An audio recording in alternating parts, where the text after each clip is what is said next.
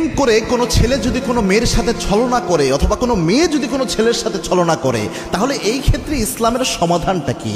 এই ক্ষেত্রে ইসলামের কোনো ইনস্ট্রাকশন রয়েছে কিনা অনেক যুবক যুবতী জানতে চায়। যদিও প্রেম জিনিসটা হারাম, যে বিফোর ম্যারিটাল রিলেশনশিপ, এটা তো হারাম একটি বিষয়। এটাও যদি কোনো যুবক করে, যে কোনো যুবতীর বিশ্বাসের সুযোগ নিয়ে মিথ্যা আশ্বাস দিয়ে বিশ্বাসঘাতকতা করে পরে তাকে ছেড়ে দিল, এটার জন্য কি কোনো আযাব হবে কিনা অনেক যুবকের প্রশ্ন। দেখেন সুস্পষ্ট কোরআন হাদিসে কয়েকটা জিনিস দেখেন, আল্লাহর ঘোষণা প্রথমত দেখেন, এরপরে আমি সমাধানের দিকে আসছি।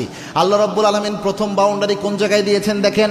আল্লাহর কালাম যদি আপনি খুলেন, আল্লাহ রাব্বুল আলামিন সরাসরি এই পৃথিবীর সমস্ত যুবক এবং যুবতীদেরকে বলছেন, কোন গুনার ব্যাপারে এইভাবে আল্লাহ বলেন নাই, শুধুমাত্র এই ক্ষেত্রে বলেছেন লা তাকরাবুজ জিনা, খবরদার জিনার ধারের কাছে যেও না। আল্লাহ রাব্বুল আলামিন কোরআনে চুরির ব্যাপারে এমন শব্দ চয়ন করে নাই যে চুরির কাছে যেও না, ডাকাতির ব্যাপারে করে নাই, সুদের ব্যাপারে করে নাই, ঘুষের ব্যাপারে করে নাই। একটা মাত্র অপরাধ রয়েছে, যে অপরাধের ব্যাপারে আল্লাহ বলেছেন এটার ধারের কাছেও তোমরা যেও না।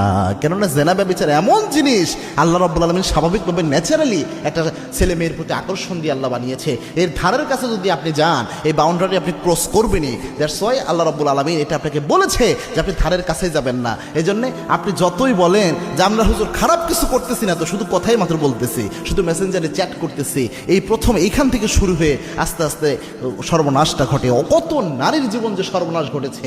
এখন কোনো পুরুষ যদি বিয়ের অঙ্গীকার করে কোনো নারীকে যে আমি তোমাকে বিয়ে করব, এই ওয়াদা দিয়ে এরপরে যদি কোনো নারীর সতীত্ব নষ্ট করে দেয়, এরকম কিছু করে যেই জিনিসটা তার ওই নারীর তার স্বামীর জন্য হক ছিল, এখন ওই নারীটা যদি এই ছেলেটার সাথে বিয়ে না হয়, ওই নারীটা যার সাথে বিয়ে হবে ওই ছেলেটা একটা হক থেকে বঞ্চিত হবে এবং ওই ছেলেটা ঠকে যাবে অনেক ক্ষেত্রে। আমার মনে হচ্ছে এরকম পর্যায়ে পর্যন্ত চলে গিয়েছে। এরকম অবস্থা যদি হয়, আর ওই যে ছেলেটা তার সতীত্ব নষ্ট করেছে মিথ্যা আশ্বাস দিয়ে, অবশ্যই এটার জন্য আল্লাহ কিয়ামতে ধরবেন।